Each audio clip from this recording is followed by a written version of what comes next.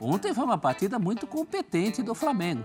Teve a felicidade, não a sorte, porque sorte pode parecer demérito, né?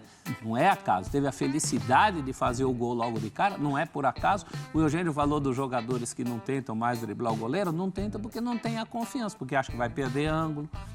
O Arrascaeta não tem esse problema. Importante a vitória do Flamengo também, porque vem de derrota. Claro. Uma derrota impactante em Libertadores, inesperada. Você está respondendo a pergunta aí, ó. Dá uma olhada na pergunta aí embaixo. Deu resposta. Deu resposta num jogo difícil. Ah, mas o Grêmio não tá bem. Ontem, o Grêmio lutou muito, brigou muito. Fala pessoal, sejam muito bem-vindos ao Flamengo Informa e agora vamos acompanhar as últimas novidades sobre o Mengão, que a imprensa vem falando, como eles estão analisando essa grande vitória do Mengão pra cima do time do Grêmio, ali fora de casa, 2-0, com muita categoria. O Flamengo vence, né, o seu adversário e mostra também a força do Flamengo. A imprensa analisou tudo sobre esse grande jogo, o que esperar desse elenco treinado pelo Felipe Luiz, é o que vamos ver no vídeo de hoje. Então pedimos que deixe o like, que inscreva-se no canal, muitas informações importantes a partir de agora e o link da ESPN estará aqui na descrição para que vocês possam acompanhá-los na íntegra. Não tem feito atuações que encham os olhos da sua torcida. Mas no Brasileiro é o líder. Empatou em casa com o Inter, venceu o Vitória, venceu o Grêmio fora.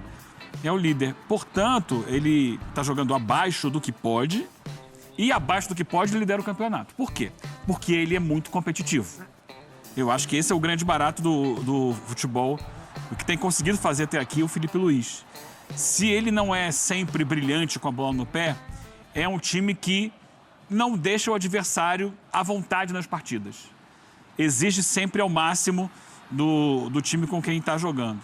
E ontem o Grêmio sofreu com isso. Não foi um jogo fácil, apesar do Grêmio ver um momento de muito questionamento interno.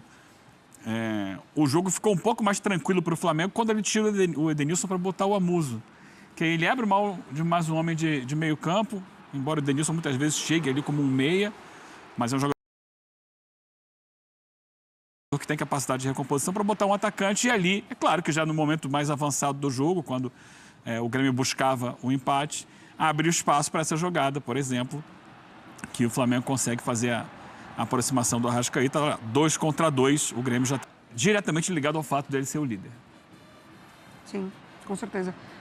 Essa entrevista, mais uma entrevista muito boa do Felipe Luiz, muito boa. Ele inicia a entrevista explicando o plano tático para enfrentar o Grêmio, a maneira como ele identificou o posicionamento dos volantes, enfim, como o Grêmio poderia buscar esse meio de campo mais combativo e termina a entrevista falando justamente sobre qual é o modelo Felipe Luiz. E quando o repórter faz a pergunta, ele até fala, a pergunta é muito boa, mas para tomar um cafezinho, né? Porque aí ele falaria muito. Mas ele também passa por arbitragem, a maneira como ele fala da arbitragem de uma forma com muita empatia aos árbitros, mas sem deixar de criticar o sistema, a arbitragem, enfim. Mais uma entrevista muito boa do Felipe Luiz. E dá para ver como, de fato, o trabalho está muito alinhado, né? Direção, treinador, jogadores. O Arrascaeta, assim, já há muito tempo, um jogador diferente aqui no Brasil, não fosse as lesões e as questões físicas, poderia entregar muito mais, principalmente nas últimas temporadas, 30 anos, né? Assim, se a gente pega... Desculpe te interromper. Além da qualidade dele em armação de jogadas e tal, me surpreende positivamente, né?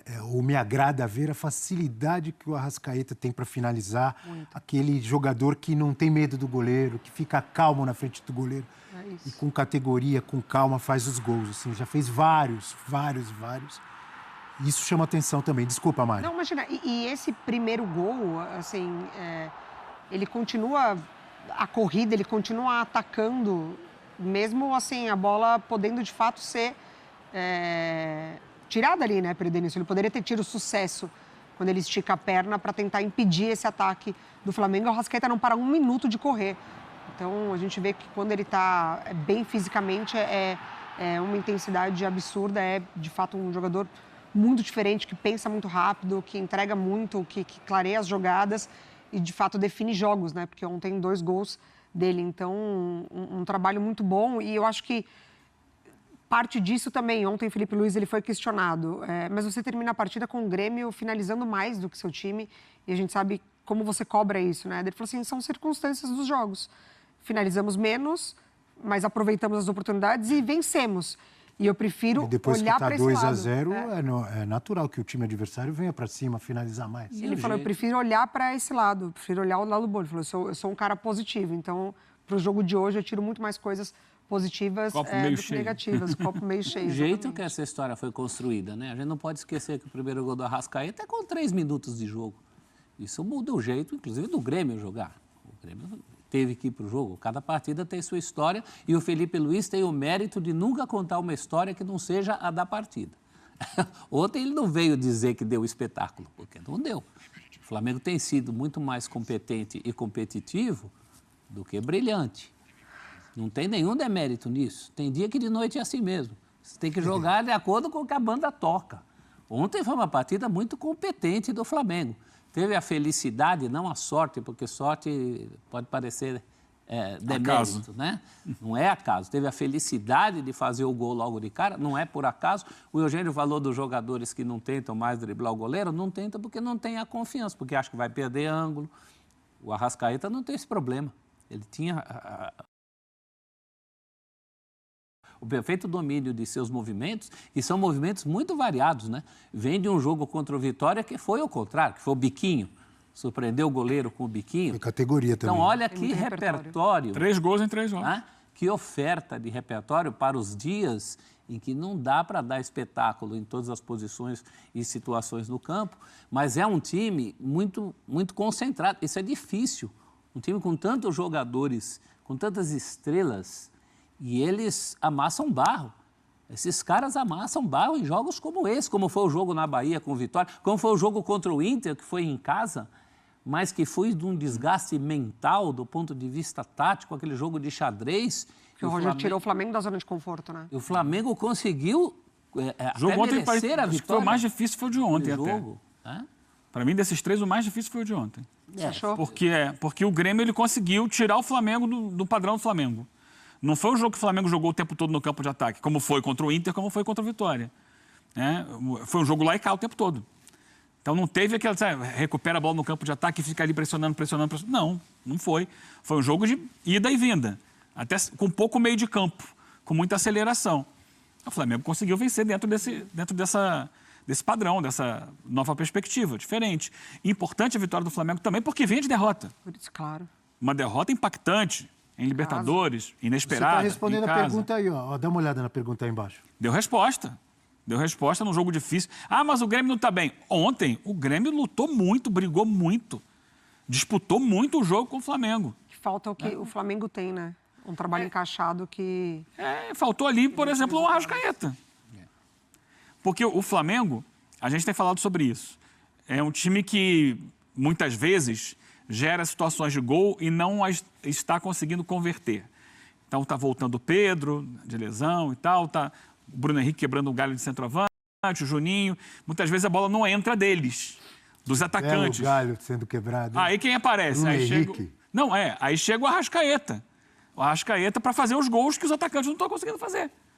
Então, são 3 gols em 3 jogos que mostram como é importante você ter um jogador de qualidade técnica para... Opa, Bruno Henrique não está fazendo, o Juninho, quando entra, não está fazendo, o outro, beleza, cai no pé do Arrascaeta, ele vai lá e consegue, ele tem a qualidade técnica.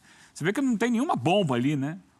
Assim como foi de biquinho o outro gol, o segundo gol ontem foi um chute colocado, ele não bateu com força, ele tirou do goleiro.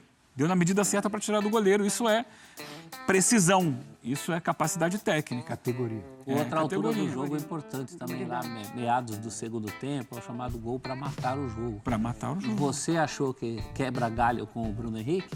Tem vários jeitos de quebrar galho. Não, aqui ele falou quebra-galho. Eu falei, que belo quebra-galho. O Bruno Henrique não é um centroavante. Que belo quebra-galho. Bruno Henrique de centroavante. Uma serra elétrica. Você pode quebrar o galho forçando, pode quebrar o galho com aquele serrote. E não tem feito os gols esperados nos últimos jogos.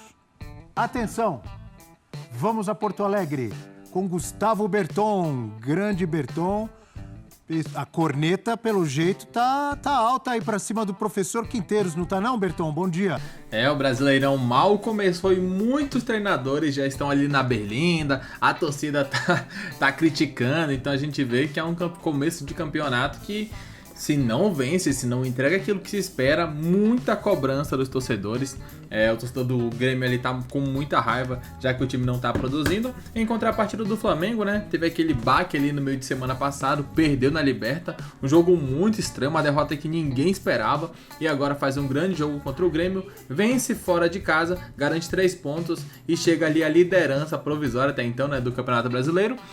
Fluminense, Vasco e Botafogo um pouco atrás, e o Flamengo ali entre os cariocas consegue começar esse ano muito bem, 7 pontos em 9, né, junto com o Palmeiras, as duas equipes ali nas primeiras e segunda colocação desse Brasileirão. Diz o que você pensa, comente abaixo, daqui a pouco voltaremos com mais informações, até logo mais, valeu!